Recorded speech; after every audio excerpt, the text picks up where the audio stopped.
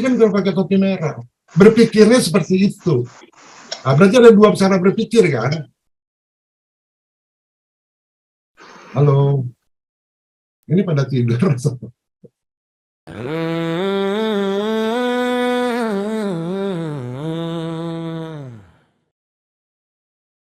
Yang ketiga, topi kuning ya.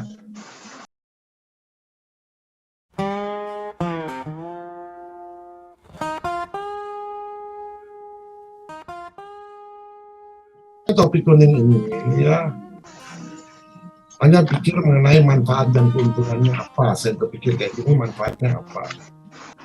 Ketika semua nampaknya sulit, kalau semuanya sulit nih ya, gimana nih? Nah, kita pakai topi ini, berpikirnya gini. Misalnya gini.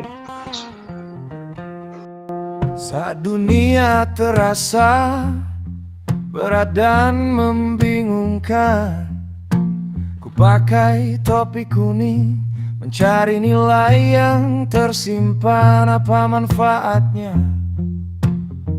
Apa keuntungannya bagiku? Di balik kesulitan ada langkah yang baru. Berpikir konstruktif, membangun masa depan yang cerah, melihat peluang saat yang lain menyerah.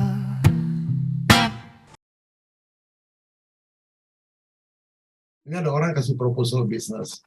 Ide ini kurang menarik. Saya sering dikasih proposal sama orang-orang ya. Kurang menarik ya. Dan juga butuh biaya besar. Tertarik nggak kita? Saya tanya. Nggak. Kalau ada tawaran bisnis yang bikin pusing, jangan buru-buru bilang enggak. Emang sih modalnya gede, kelihatannya nggak menarik, bikin otak agak sesak. Tapi coba deh pakai topi kuning, cari di mana sih celah untungnya. Tapi kalau kita berpikir logis dan positif, ada kata-kata positif di situ. Kita cari nggak logisnya, logikanya di mana, dan alasannya positifnya di mana. Kita cari nggak? Nah, kita harus cari. Jadi jangan langsung kita tolak. Nah, kita pikir, tapi konsep ini dan manfaatnya memang sekarang nggak bagus, tapi jangka panjang kita akan mendapatkan sesuatu yang sangat potensial untuk perkembangan masa depan. Misalnya ya, saya pakai frekuensi generator ya untuk terapi orang. Saya punya Photon Genius, kan mahal itu harganya. Orang bilang ngapain bawa itu? Karena saya melihat manfaatnya jangka panjang sangat potensial untuk frekuensi generator, laser, mahal-mahal. Tapi saya lihat ini manfaatnya, ngerti nggak? Karena berpakai pikiran itu. Tapi kan pikiran kita bisa keliru. Bisa. Overestimate or underestimate, bisa kan? Iya, tapi kan saya pakai topi merah juga kan. Intuisi saya gimana nih? Nah, seperti mengembangkan ajudan main itu kan harus proporsional. Berpikir dengan ini, topi ini juga harus proporsional. Oke. Ya. Tetap harus ada ya itu. Tetap, tapi semua dikaji. Ya, semua dikaji. Dan kalau kita udah biasa itu, in 5 seconds you get it. You bisa berpikir lama-lama. Siapa tahu buat jangka panjang ini jalan buat sukses ke depannya.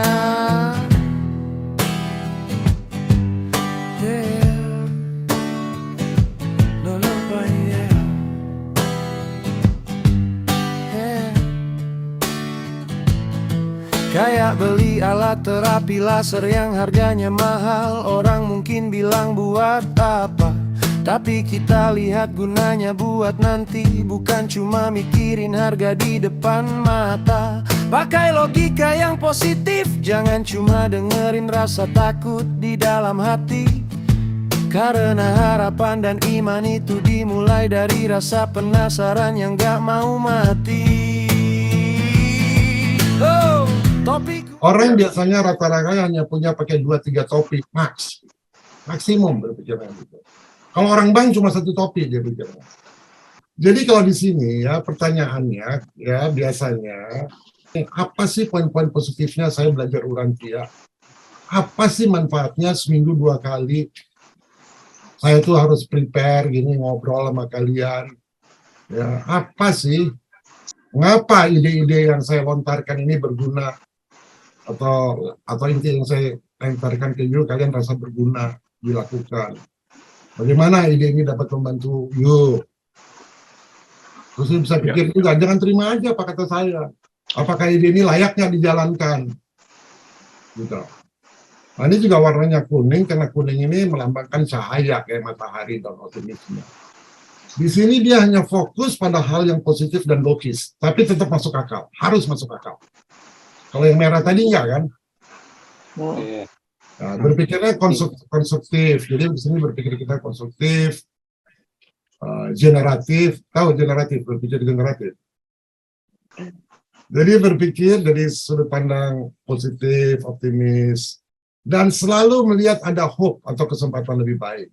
Ada kaitan dengan iman nggak di sini? Karena ada hope.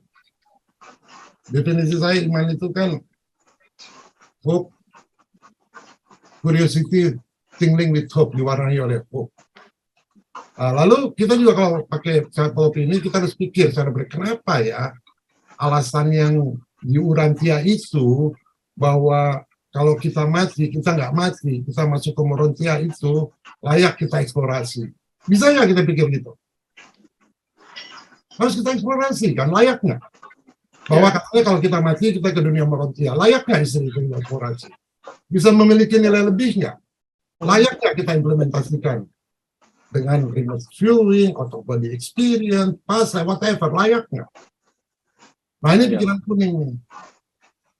Jadi ketika kita mau pergi ke dunia Morontia, gimana? Logis nggak? Ada yang bilang nggak logis kan? Karena dia hanya pakai satu jenis pemikiran. Topi kuning itu kayak sinar matahari, bikin pikiran jadi terang benderang. Cari manfaat, cari peluang, biar masa depan gak lagi berbayang. Tetap masuk akal, tetap logis, tapi hatinya penuh dengan harapan. Membangun jalan bukan cuma mimpi, semua dikaji buat keberhasilan. Mikirin hidup setelah mati atau dunia Morontia emang kedengeran aneh. Tapi kalau dipikir pakai topi kuning, siapa tahu di sana ada nilai yang oke. Jangan langsung nolak, coba bedah dulu, cari apa sih yang bikin ini layak jalan. Nah sekarang pakai topi hijau, biar hidup kita makin cepet tumbuhnya. Ngapain lambat kalau cara mikir bisa bikin kesadaran kita jadi ngebut larinya. Cari ide-ide baru, intip rahasia yang selama ini masih pada sembunyi. Ganti cara pandang lama, biar semangat kreativitas kita nggak pernah mati. Mikir itu. Oke, ini yang hijau. Itu ada kata apa tuh? Pertumbuhan. Urantia prinsipnya apa tuh? Pertumbuhan kan? Apakah pertumbuhan itu harus lama? Itu yang maksud saya menjawab pertanyaan Ibu Rini. Kalau kita kreatif, kita penuh ide, kita produktif, kan bisa kita accelerate, Bu. Tapi apa yang mau kita accelerate? Ternyata pertumbuhan itu lambat gara-gara apa? Gara-gara consciousness, betul. Consciousness itu rendah, kenapa? Gara-gara cara berpikir. Kalau gitu cara berpikir kita harus kita rubah. Jadi hijau ini, kalau kita baca Urantia itu harus ada ide-ide baru. Coba deh ya, kalian lihat ya. Coba, saya bukannya pengen dinilai. Tapi kita kan membaca kitab yang sama. Kita baca Urantia sama. Saya kan sering memberikan ide-ide yang baru. Seperti stres tadi. Kan tadi Pak Nuk bilang kalau stres 0 kita mati. Saya bilang enggak. Itu pikiran apa tuh? Itu kan cara berpikir. Kenapa? Nah, mungkin Pak Nugroho stop sampai situ, karena kita mati, dia terima gitu aja. Saya nggak mau terima gitu aja. Kalau ini bisa hilang, itu kan seperti radio yang terhambat itu, hambatannya, ohmnya, tahanannya dihilangin, kan jadi cepat. Perlu saya explore pikirannya. Berarti menurut saya stres itu digantung dari consciousness. consciousness tergantung dari cara kita berpikir. Jadi kalau kita baca Urantia, kita harus lihat yang ide-ide baru, melihat yang tersembunyi, yang rahasia. Kenapa kita harus pakai cara? Karena itu mewakili sifat energi yang positif. Curiosity itu, terobosan-terobosan itu, berpikir kreatif itu energi positif atau negatif? Energi positif. Itu bicara baru, itu bicara pertumbuhan. Tapi kalau kita terima aja begitu, oh katanya begini ya, kita terima aja, itu bukan pertumbuhan. Ini pada tidur. Mikir itu jangan disekat, jangan dibatasi. Lepasin aja biar tanpa batas. Kumpulin ide segila mungkin, biar otak gak ngerasa lagi kena lindas. Ingat cerita tukang sapu yang iseng usul bikin coklat warna putih. Awalnya nampak aneh, tapi pas dicoba malah laku dan bikin semua jadi happy. Oh. Jadi orang barangkali punya 2-3 topi lah. Kenapa? Karena dia belum ada informasi, ada cara berpikir yang lain. Jadi yang udah ada nggak apa-apa, tapi kita tambah cara berpikirnya itu. Ada orang yang pesimis saja ya, topi hitam tuh biasanya, ya, kritis. Ya. Nah, ada orang yang pakai topi hitam, orang di bank tuh pakai topi hitam terus. Ya. Iya, iya. Jadi kita ini membahas Urantia Book ya. Bagus kita masing-masing punya pola berpikir yang berbeda. Tapi kalau bisa kita sama-sama maju supaya kita punya pola pikir ini. Orang rata-rata average hanya punya 3 pola pikir itu aja. Kalau dia punya 4 pola pikir aja udah cukup gitu. Urantia Book itu buku susah. Kalau kita pakai 3 pola pikir nggak bisa. Kita mediocre jadi. Oh. Apakah semua orang bisa mempunyai cara berpikir atau topi berpikir ini? Karena ada orang yang mungkin hanya punya. Kamu aja baru lihatin cara berpikir gimana. Orang nggak tahu berpikir itu ada metodologinya, ada caranya. Orang banyak yang nggak tahu. Dosen-dosen kawan saya, profesor-profesor di Harvard juga banyak yang nggak tahu. Mereka ngajarin ekonomi itu aja yang mereka tahu.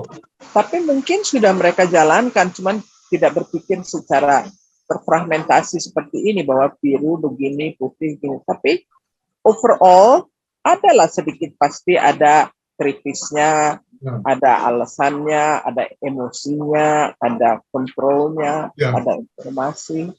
Ya, ini penting banget ya. Karena melalui ini stres kita hilang kalau kita ngerti ini. Melalui ini kita bisa ngomong sama Todd Jasser.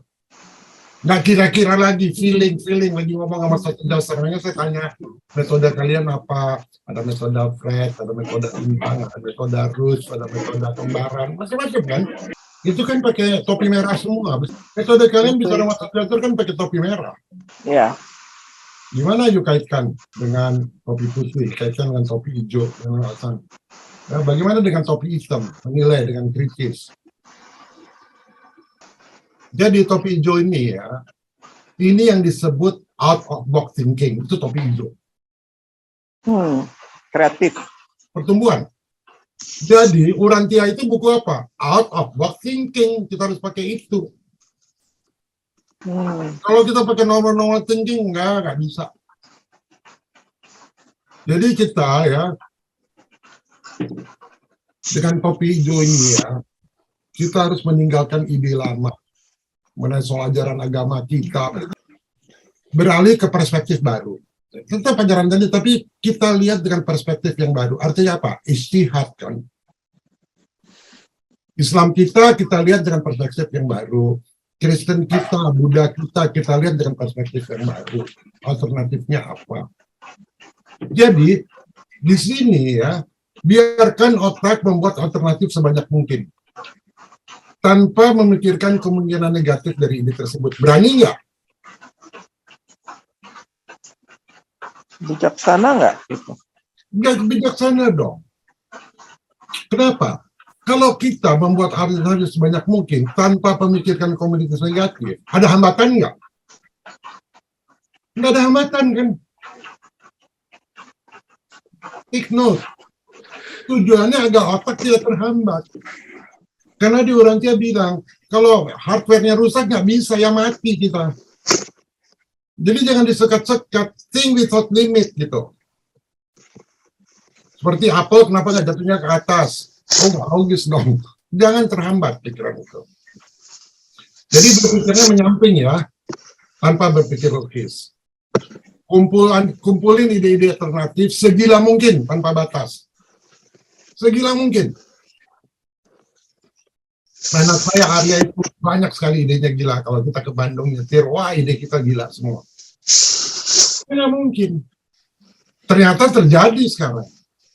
Ini mulai berubah. Oh, kita ingat nggak tuh ide kita ya? Kita berpikir yang tanpa batas. Misalnya gini. Ini ada satu perusahaan di Swiss. Swiss itu terkenal dengan jamnya sama apa lagi tuh? Coklat. Jadi dia ini, direkturnya ini udah putus asa karena mau bikin coklat rasa blueberry udah ada, Chaka White udah ada. Kompetisinya kan banyak. Pusing dia caranya. Karena kalau dia pakai pikiran hijau gimana caranya? Bikin ide kreatif. Tanpa mempedulikan ide itu mustahil bisa dijalankan. Nah, satu waktu dia udah pusing, dia pulang, ini dia ketemu tukang sapu, tuh lagi nunggu taksi, dia ketemu tukang sapu jalan. Ngobrol-ngobrol sebentar, sambil nunggu taksi, mau kerja apa? Nyapu, nah, pendidikannya juga rendah. Terus dia tanya, kamu tahu nggak coklat ini, coklat merek dia punya? Tahu? Enak rasanya. Kalau saya mau robah coklat saya ini supaya lebih menarik lagi apa? Ini tukang sapu nggak mikir dia. Bikin aja warna putih. Belum ada coklat putih. Itu sebetulnya coklat putih itu. Ini coklat yang saya makan. Itu idenya. Orang coklat dibikin jadi putih. Laku. Nah, itu pikiran itu. Out of box thinking. Out of the box. Nah, kemarin kita bicara soal bahwa kita harus melebur dengan pelaras baru bisa ke Firdaus kan, betul? Kalau pikiran hijau gimana pikiran hijau? Cari durian tiap bisa nggak tanpa melebur langsung? Kita temukan jawabannya akhirnya kan? Enggak. Shortcut. Bukan shortcut juga. Tugas berat juga. Apa jawabannya? Bisa nggak? Ya, pakai cara apa? Ya gimana caranya kita nggak melebur di dunia ini? Tanda-tandanya apa? Ketika kita mati, paras kita ngasih informasi ke orang lain. Ya kita harus jadi masukan cadangan, reservis. Ingat kan, waktu itu bicara pasukan reservis. Iya. Kalau kita masukin pasukan, nah emangnya kita dipilih jadi pasukan reservis, kalau cara berpikir kita cuma 3 aja, bisa masuk nggak kira-kira? Enggak. Nggak bisa kan? Waktu walaupun kemauan kita love Tuhan, kita sekarang, iya tapi iuran itu udah ada. Hasilnya apa nanti? Kecerdasan, itu kuncinya, harus cerdas. Kalau orang nggak cerdas, jadi nggak bisa dong. Udah pasti nggak bisa. Imam katanya, ini kan perlu kecerdasan media aja bro, kecerdasan spiritual, ingat nggak Bang? Iya. Ini kan cuma kata, iya kalau nggak cerdas nggak bisa. Orang atau udah tahu informasinya pasti cerdas. Nggak perlu IQ tinggi-tinggi. Jadi kalau kita mau masuk pasukan reservis, berapa yuk kemampuan cara berpikir yuk ditanya 3, nggak masuk buku. 5 oke, 6 oke. 5 cadangan ya. Kalau 5 udah pasti masuk, bisa. Oke? Pikir itu jangan disekat, jangan dibatasi. Lepasin aja biar tanpa batas. Kumpulin ide segila mungkin, biar otak gak ngerasa lagi kena lindas. Ingat cerita tukang sapu yang iseng usul bikin coklat warna putih. Awalnya nampak aneh, tapi pas dicoba malah laku dan bikin semua jadi happy. Oh, topi hijau itu gaya mikir out of the box, keluar dari kotak yang sempit. Pertumbuhan jiwa jadi kenceng, gak bakal lagi ngerasa hidup itu kejepit. cari jalan pintas yang kreatif dan seru. Terobosan baru selalu ada kalau kita berani lihat dari sisi yang baru. Jangan cuma jadi penonton, jangan cuma manggut-manggut kayak lagi ngantuk. Otak harus jalan cari alternatif, biar gak cuma jadi orang yang mediocre dan mentok. Tembus batas logika, biarin ide liar keluar jadi solusi yang paling hebat. Mau jadi pasukan reservis pilihan, kuncinya ya harus cerdas spiritual. Kuasai semua cara mikir ini, biar gak cuma jadi orang yang biasa-biasa dan dangkal. Gabungin kuning sama hijau, sinergi mantap sudah tercipta nyata di mata. It works, inilah jalannya, nyata banget rasanya. Inilah jalannya, nyata banget rasanya.